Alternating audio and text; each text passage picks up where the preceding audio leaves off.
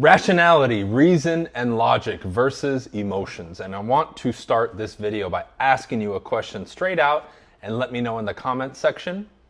And then you can comment again at the end of the video to see if your answer changes. If I was to ask you right now, if you put and broke this down in a percentage standpoint, how much do you believe right now you're living your life based on logic versus emotions? And be honest. Because when I look through my whole life, but in particular the last like 12 or 13 years that I've really been focused on following my purpose and getting better and really doubling down on my evolution as a human being and as a business person and as a man.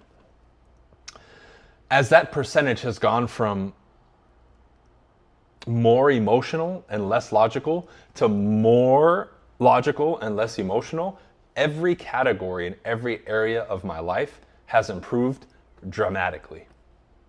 And I believe a lot of people are not aware right now, but they live their lives a lot more rooted in emotion. How do we know? All it takes is one Instagram or TikTok or YouTube clip to drive people nuts, to have them out in the street in arms, ready to revolt or, right? Pick and choose. One video, one clip, whether it's real or not, right? Recently I saw this, somebody sent this to me. I guess they made an AI clip of like a lion being in a store, like in the meat section. And people are like, oh man, why isn't this in the news or something like that, right? And it wasn't even real.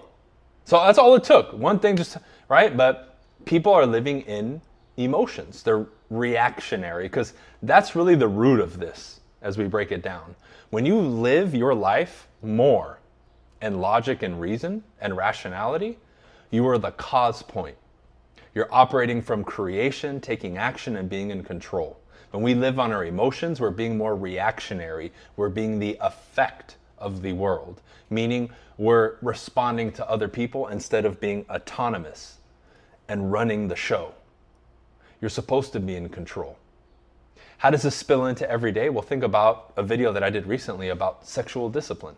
If you give in to lust, if you give into the momentary gratification of getting your rocks off, what is that? It's emotional. Sure, it's a primal impulse in us to reproduce and have sex. I get it. But somebody who's more elevated mentally, more in their logic and rational mind, will be able to counteract that surge in emotion. How about acting in an emotional state and hurting somebody, potentially ending somebody, right? Causing harm. Stealing out of desperation or something like that. Again, what does that infer? We're operating in emotions rather than logic or reason. We're not thinking. We're not being rational. That's our superpower as a human being. And when we operate from that, we are far superior to any other thing on this planet. Right? Like I have my cat right here sleeping in my lap, one of them. He can't use logic and reason. He's 100% impulse, which is why even though I'm his owner and he loves me and respects me, if I suddenly start moving like a predator who's chasing him and hunting him, he responds like he's the prey and he starts running around, even though I'm his owner and he should know, hey, he's just messing around with me. He just goes off instinct and impulse and emotion. So this is so important with some of these examples that I've rifled off to you here in the beginning because you don't realize it. You don't realize it. And you have to make a conscious effort every day to realize down to the T how this affects us. Think about it. When you wake up, I know a lot of people in the morning need coffee, energy drink, or some kind of thing automatically. Now be real. Is it just the emotional satisfaction? Or is it a conscious choice for you to grab that thing? Because this is the tough one for people. Be real. If I took people's coffee away or that morning fix, whatever that is, fill in the blank, a lot of people would not be able to handle it. They'll become emotionally distraught. They'll complain, or the story start. Well, I have control. I choose to do it. Really though? When's the last time you demonstrated that you could go days without it? Like I have tea. You guys see me drink yerba mate, right? Which is a tea from South America. My family's from South America. That's a normal tea. Now, sometimes I'll go a week, 2 weeks, 3 weeks without drinking it. Do I enjoy it? Sure, but there's no emotional attachment to it. It's a lovely tea that I like to drink for the benefits of it. But I'm not addicted to any part of it. I regularly will do that on purpose. I'll go 3 days, a week, 2 weeks without drinking it. I do that all the time. The only thing that I really keep regularly like that in my life more than anything are some of the disciplinary things that I do in like drinking water. Same thing with going to sleep at a certain time, waking up at a certain time, right? All the examples that I've given over the years of things. You have to live more in logic, right? Now, this is where it's difficult for people. We're so used to people telling us what to do. We're brought up and bred that way from our parents to then school. So you have by default been conditioned to be the effect of everything. How do we see this? Well, the one time this starts rearing its ugly head, well, there's many. But one is when one comes into adulthood and suddenly is responsible for a lot. Like you get your job, you move out, you have to start paying bills. Now you have to take action. And again, you have to not just be told what to do. The other one is a lot of times when people suddenly decide for the first time ever to venture into entrepreneurship. Because now everything's on you. We're used to being told what to do. We show up to work, certain time we're told, be here at this time, leave at this time, do this, do that. Well, now suddenly the person has to be independent and do it all on their own. Yet a lot of people have never done that. We're used to taking orders and being told what we're used to being the effect, not the cause point, cause and effect. You want to be the cause point in your life, not the effect. So a lot of people don't realize how deep this goes. So I talked about your morning routine, right? Maybe you grab a cup of coffee or whatever. But think about throughout a day how many things you do by impulse. How many of you grab your phone and go on TikTok or Instagram, or you leave notifications on and as soon as your phone pings, you grab it and you look at it. That's you seeking pleasure, dopamine, right? The emotional satisfaction of that distraction. Again, that's hardwired into you now. That's not a choice anymore. That's your servitude towards these objects and these things, which is why my phone's on mute and I'm not on my phone at all unless I'm recording content, going live, or for the most part training my team, doing a coaching call. That I'm using these devices 80-90% of the time for that. Now, do I browse and do that stuff? Of course, but very minimally. And I keep that shit in check because I know the devastating consequences of it. Think about how many people you know potentially in your life, because I've seen a lot of people like this, who believe social media and what's going on online more than the real world. They circulate clips and watch stuff so much so that it blurs that line between online and reality. And they believe what's on the phone and social media more than they believe what they observe, their observable reality and the circumstances that they're in. It's crazy. It's crazy. And you have to stop for a second and consider how much that's bled into your life. And a lot of these videos that I do on these platforms like YouTube and podcasts, much of it, when you break it down, one of the core pillars is I want people to become more aware of this stuff. Because if you come for me, you appreciate the information, you're looking to potentially improve in your career, develop your communication, have an overall better understanding and application of yourself in life to live a better life overall, whatever that may mean to you specifically. And a lot of these, like this video, yeah, it has actionable steps and all that, but a lot of it is awareness too. We have to become aware of this dynamic. Look at people, look at marketing. It is 100% preying on people's emotions. Any ad about alcohol shows women in skimpy clothes that are beautiful. What is it implying? Sex. They're selling sex. This drink will give you access or promise to sex.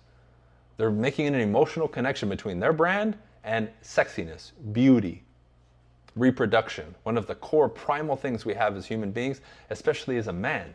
That's one of our core driving mechanisms to move forward and grow and develop and become strong and make money and amass resources and power, is to ultimately reproduce and pass our seed.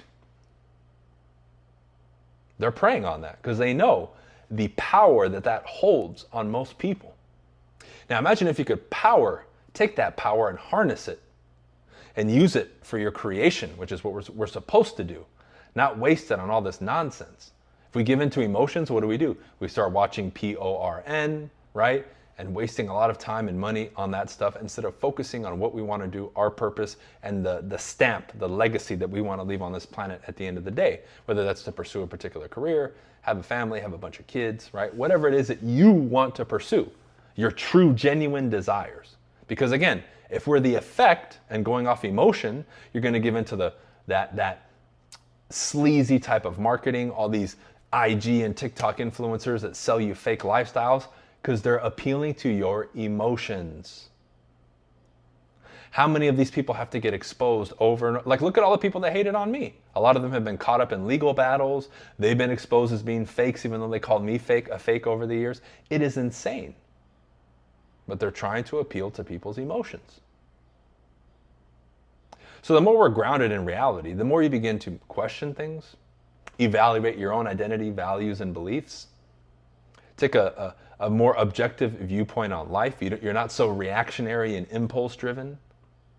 You move through life more methodically. You plan things out. You put in front of you what you want in front of you. Other people aren't telling you how to live. You're living life based on your code, your beliefs, your philosophies.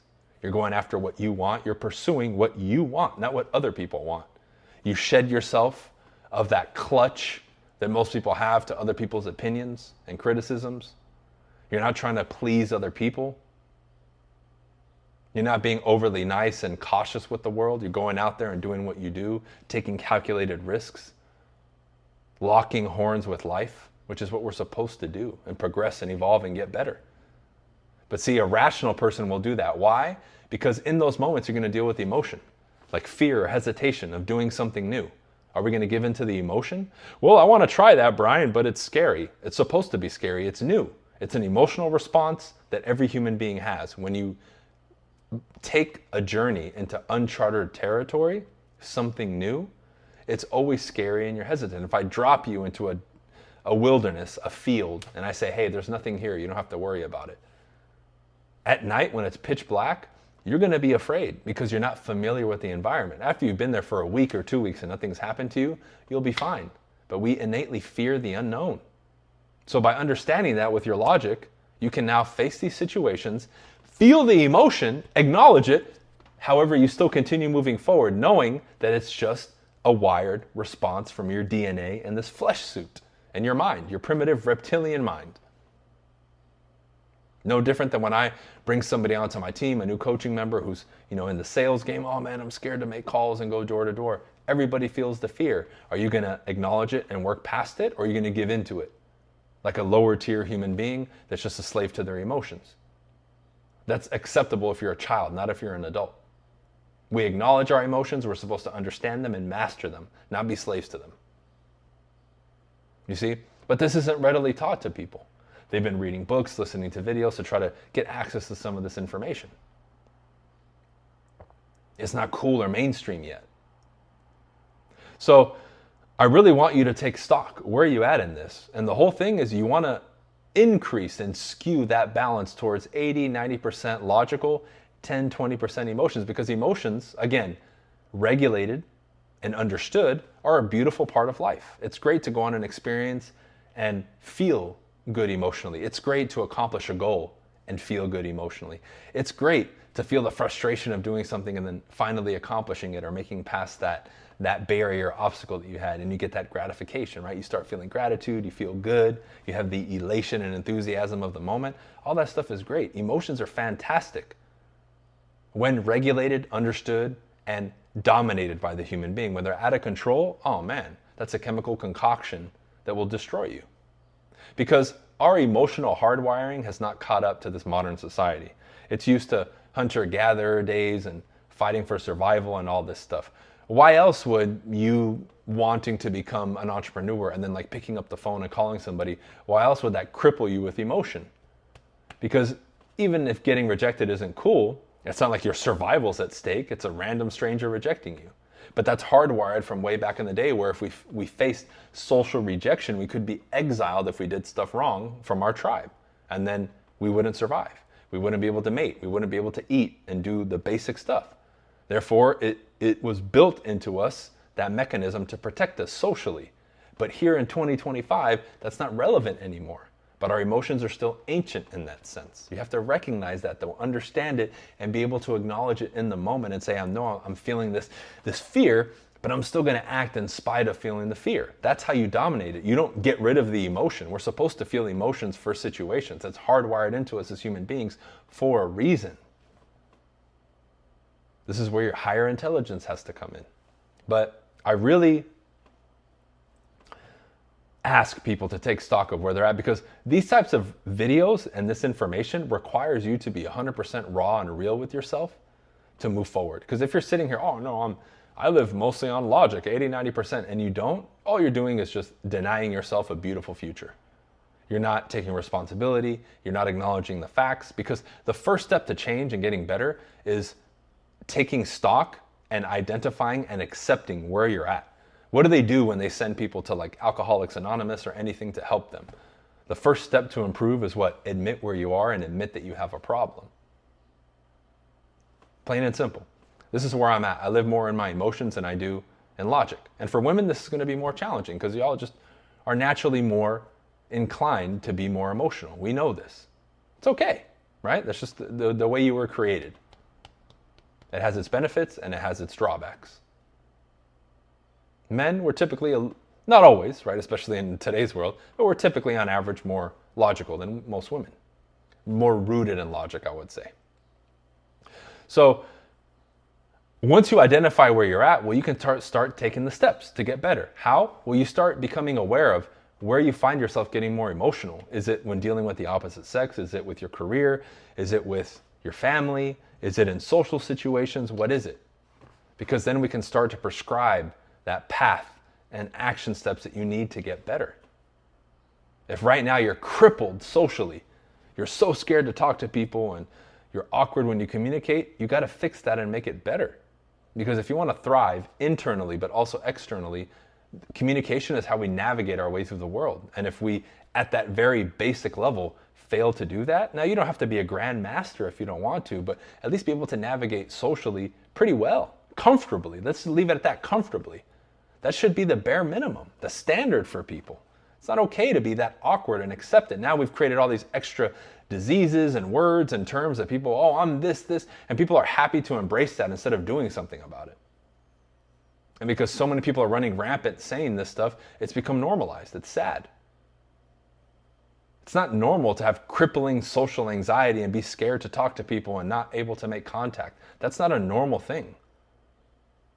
That's a debilitating effect on a human being that, again, if you work through it, because I'm not down talking people, everybody's at different levels, but you work through it, you improve it, then when you make it to the other side, you will be a more capable, more fulfilled, happier, and better functioning human being. Because that's what this is about. It's not about making people right or wrong or making people feel bad or this and that. It's about constant and never-ending improvement, like Tony Robbins said. Let's get better. Because I can tell you from my standpoint and my experience, and I can name thousands of people who have shared the same with me, a lot of them being my personal students, that improving their communication and being better socially across the board led to them being happier, more fulfilled, feeling more connected with life. Just overall, it's been overwhelmingly 99.999% positive. I have yet for anybody, oh man, improving my communication and getting better socially just sucks. And it just made my life worse. I've never heard that from anybody. They've all had better mood, better self-talk, right? Better affinity with other people and improve their relationships and improve their relationships with their family. They felt like more connected to the world, right? Like they could make new friends better. They were more inclined to go out now and interact with people and be happier and more fulfilled. These are just some examples of some things that I've been hearing. But we would have to approach this thing from a logical standpoint, put the emotions to the side and tackle it head on as we're supposed to. So the whole point as we wrap this video up is make this a point of contention for you in your life and start to err more on the side of logic. And if you're at 90% emotions, 10% logic, let's get you to 20% logic, and then 30, and then 50. And you see for yourself the changes that you're going to experience. Because all that people do is attack this stuff. Well, that's going to be too boring. Says who? To me, peace and tranquility and feeling a sense of control over my life and being in a good mood most of the time, being able to tell stories and move people with my words and all that is amazing. It's not boring. So if somebody calls it boring, that's fine. I don't care. It's not boring to me. Ask the people who are around me if they're bored of my presence or any of that, right? It's just blanket, baseless things that people say because you deviate from the norm, right? They have the majority on their side. That's it. But is the majority winning right now? Are they fulfilled? Are they doing well? Because every metric I look at in society right now, it's not. It's the opposite. People are suffering. People are failing. People are not happy. Relationships are in shambles. People's careers are all over the place. Yet we're the boring ones or we're the ones doing something wrong and they're doing it right. It doesn't make any sense. Okay? So we'll wrap it up here. Any free resources you guys want, check out the description. Check out my website as well. Leave a thumbs up. Subscribe to the channel if you haven't already, and we'll see you on the next video. Peace.